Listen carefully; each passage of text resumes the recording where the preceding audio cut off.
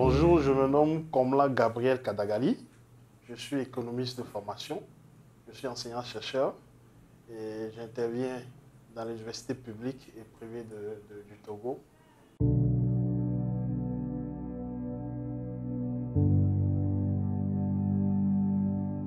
Bon, je pense que c'est le tout premier bébé, on le dirait ainsi, le premier ouvrage. Mais très souvent on dit l'écrivain, bien l'écriture, l'ère de la lecture. Ça, je pense que tous les auteurs le disent très souvent. Et moi, le fait que j'ai décidé d'écrire cet ouvrage-là, c'est pour moi un moyen de partager en fait. Partager un peu ce que je connais. Et je pense que ces éléments-là, tout le monde en a besoin. Et tout part en fait d'un constat très simple. C'est le manque d'ouvrage dans ce sens-là pour pouvoir édifier les jeunes, voire même ceux-là qui sont les adultes. Donc j'ai décidé d'écrire, j'ai décidé de partager le peu que je connais.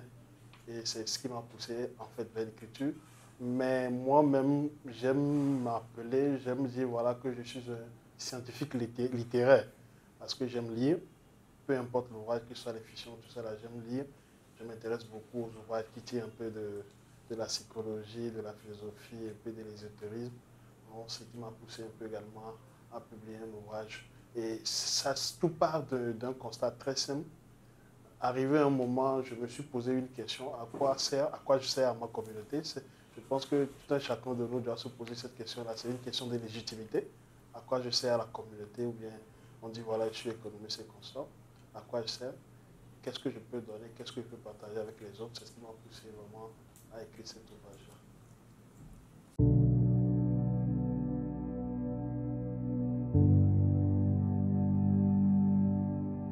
Effectivement, j'ai eu écho de ce sentiment. C'est dû au fait que la plupart des ouvrages que nous publions, ce sont des articles scientifiques et consorts qui sont dans des revues.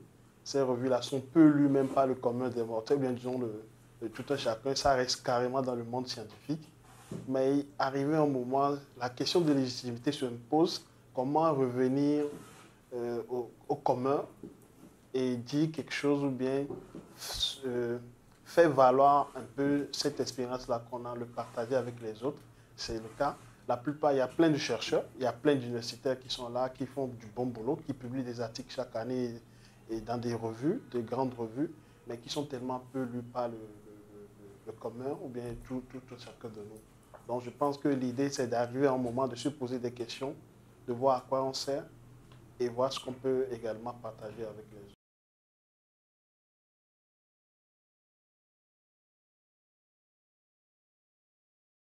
L'économiste, en fait, c'est le technicien, quelqu'un qui réfléchit un peu à la manière de gérer le bien commun que nous avons tous, notre bien commun, comment le partager, en fait, de compte, comment le répartir également. L'économiste n'est pas un acteur de décision, l'économiste fait des propositions. La force reste également aux politiques de voir s'il peut toutefois accepter les propositions du politique. Et l'économie, c'est cette science-là qui étudie un peu la manière dont nous gérons les ressources là pour pouvoir satisfaire le plus de nombres possible. Et très souvent en économie, on aime dire que nous sommes vraiment contraints par la question de la rareté, parce que les ressources sont rares, mais les besoins sont illimités. Dans l'économie, c'est celui-là qui fait des propositions dans ce sens-là. Comment gérer les ressources-là qui sont rares pour satisfaire le plus grand nombre d'individus, ou bien pouvoir vraiment bien gouverner la cité. Merci.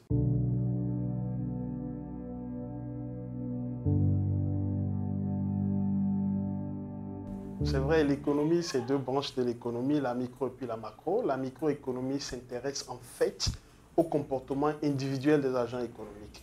Et quand je dis comportement individuel des agents économiques, je veux parler peut-être du consommateur, du producteur, le marché. C'est-à-dire la microéconomie prend les agents économiques individuellement et essaie de voir leur manière de réfléchir. Le consommateur, lui, il n'a qu'un seul objectif, c'est de maximiser sa satisfaction. Le producteur, lui, n'a qu'un seul objectif, c'est de maximiser également son profit. Et le marché, comment est-ce que le marché, c'est-à-dire sur le marché, on va voir interagir et le consommateur et le producteur. Comment est-ce que ces deux personnes-là, ou bien ces deux entités-là interagissent? C'est ça un peu la microéconomie. Donc la microéconomie étudie en fait le comportement individuel des agents économiques. Et maintenant, la macroéconomie s'intéresse au comportement de l'ensemble de ces agents économiques. Donc c'est un peu ça la petite distinction qui existe entre la macro et la micro, mais elle n'est pas macroéconomiste si on n'a pas des raisonnements micro. Tout part du micro.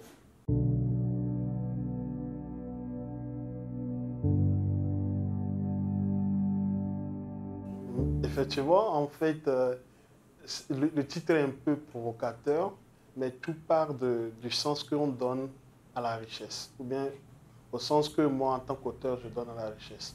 Pour moi, est riche celui-là qui sait gérer le peu qu'il a. Donc, l'idée derrière l'ouvrage Devenir riche sans changer de revenu, c'est d'amener le lecteur dans un voyage, et ce voyage qui lui permettra de comprendre un peu certaines de nos habitudes en matière de gestion de finances personnelles. Donc c'est un peu ça l'idée qui est derrière. Devenir riche sans changer de revenu, c'est possible. C'est une manière de dire, si vous gérez bien le peu que vous êtes déjà riche.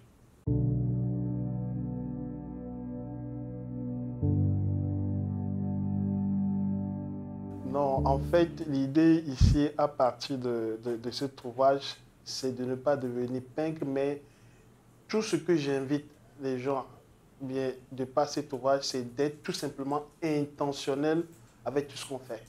Intentionnel avec nos dépenses, en ce sens que la plupart des dépenses, ou bien la plupart de la manière dont nous gérons le peu que nous avons dans notre argent, ce n'est pas intentionnel.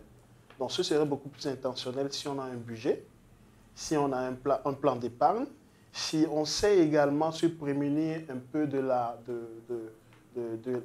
l'ambiance qui est autour de nous, parce qu'arrivé un moment, il faut se poser la question, la plupart des idées que nous avons, la plupart de nos comportements, est-ce que ça vient de nous-mêmes ou bien c'est notre environnement qui nous pousse à ce genre de comportement. Donc, l'ouvrage essaie de voir, d'avoir un point de vue un peu plus large sur la personne, également l'environnement.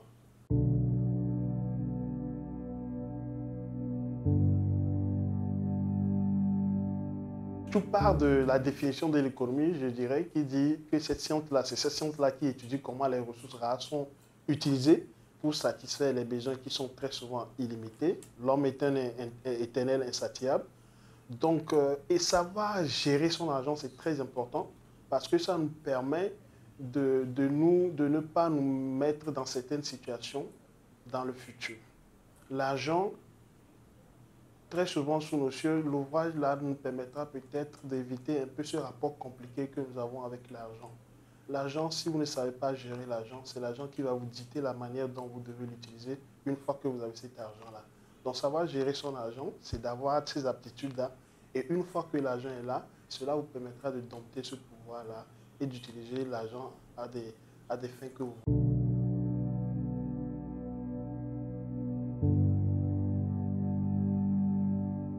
Et ce que moi j'ai remarqué, en fait, il y a un souci. Le souci que la plupart d'entre nous avons, c'est que ce n'est pas la connaissance qui est le problème, mais c'est notre manière de mettre en application cette connaissance-là que nous avons qui pose problème. Parce que la connaissance aujourd'hui, elle est accessible.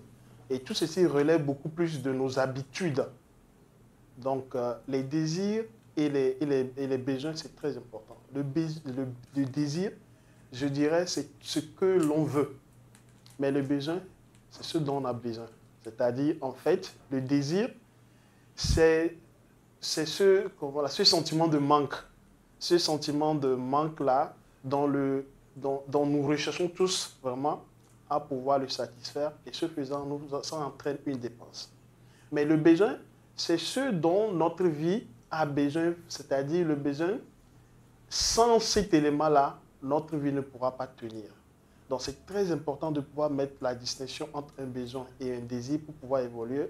En ce sens que quand je prends très souvent mes étudiants, un étudiant peut beau avoir des désirs, également des besoins, mais il faut savoir hiérarchiser ces éléments-là. Donc c'est une question de hiérarchie et de priorité. Donc un étudiant qui n'a peut-être pas son ordinateur de nos jours ne peut pas vouloir avoir une voiture ou bien le dernier portable.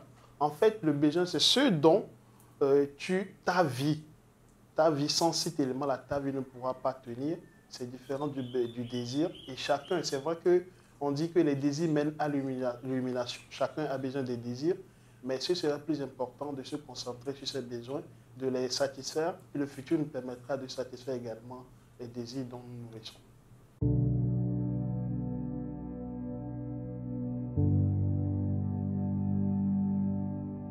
Je pense que le fait de publier ce ouvrage-là, c'est une manière de descendre au niveau de tout un chacun pour que chacun puisse avoir une idée sur la question.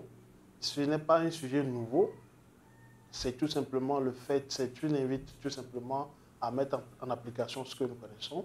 Il y a plein d'ouvrages qui sont sortis en économie, et par les prédécesseurs et les maîtres qui ont publié ces genres d'ouvrages-là. Je pense que le lecteur, quand il prendra cet ouvrage, après avoir lu les 2 premières phases, il sera vraiment comblé et je pense qu'il va continuer et j'espère bien que ça va apporter plus à ses lecteurs.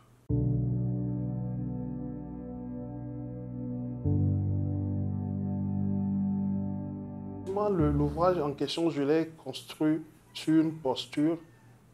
En fait, quand on parle de la gestion des finances personnelles ou bien quand on parle de la littératie financière, la plupart des auteurs qu'on cite, ce sont des auteurs occidentaux, ce sont des Français, des Américains. On dit, voilà, Elon Musk a dit ceci, Jeff Bezos a dit ceci.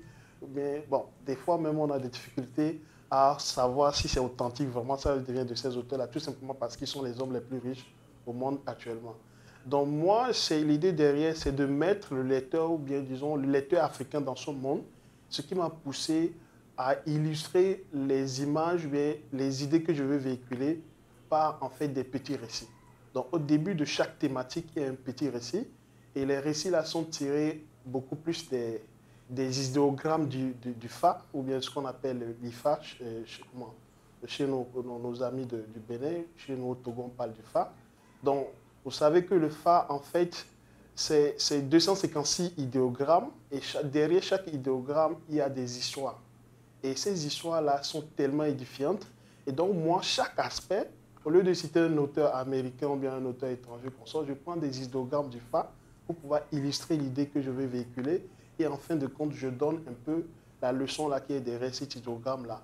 Mais ces éléments-là ne viennent pas de moi. Je l'ai lu à partir d'un ouvrage du docteur Basile Adjoumouni, qui a écrit l'ouvrage Le Code de vie du primitif.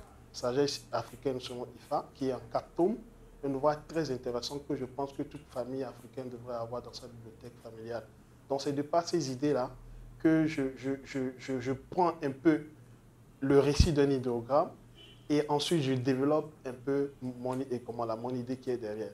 Donc c'est très intéressant l'ouvrage et ça là, ça permet tout simplement aux jeunes africains, c'est de dire, moi je suis de ceux-là qui pensent que nos aînés, ou bien disons nos ancêtres, sont des gens qui étaient tellement intelligents. Je refuse qu'on me dise que ceux-là qui ont vécu avant moi n'ont pas été aussi intelligents que cela, mais je pense que c'est faux. Il y a beaucoup d'éléments qui sont contenus dans nos rites, dans nos coutumes, qui véhiculent une sagesse vraiment incommensurable et que je pense que c'est le moment de pouvoir les mettre en exergue. Et c'est ce que j'ai pu utiliser dans ce ouvrage-là pour pouvoir édifier. Et je pense à partir de ces récits-là, qui sont faits à partir des animaux, et du commun du Montel, ça va pouvoir vraiment attirer l'attention de l'auteur et il va comprendre vraiment l'opportunité de cela. Et je prends un élément très simple. Quand je parle de la procrastination dans l'ouvrage, par exemple, où je prends l'illustration de la tourterelle. Et dans notre tradition, on dit la tourterelle, c'est l'oiseau le plus paresseux, qui ne fait son nid que lorsqu'il pleut. Et quand il pleut et que la tourterelle est tout mouillée, la tourterelle chante soi-disant à la fin de la pluie, il va construire son nid ou bien sa maison. Mais une fois que la pluie finit, la tourterelle reprend sa vie de pèlerin. Donc c'est ça un peu la procrastination. Donc comment mettre, comment rapporter tous ces éléments-là, il ne faut pas que ce soit juste des gros mots, apporter ça au commun de Montel pour que les gens se sentent beaucoup plus concernés. Et j'ai dit qu'en fait, dans la tradition, on dit très souvent qu'il y a de ces éléments-là, on les appelle les individus qu'on les appelle, comment l'appelle-t-on? Ce sont des individus très souvent qui vont vers le prêtre, qui pour solliciter des consultations. Et en fin de compte, quand le prêtre leur donne des consignes, ils ne font pas ces consignes-là. C'est ce qu'on appelle très souvent comment l'appelle-t-on? En éveil, on les appelle kamassans.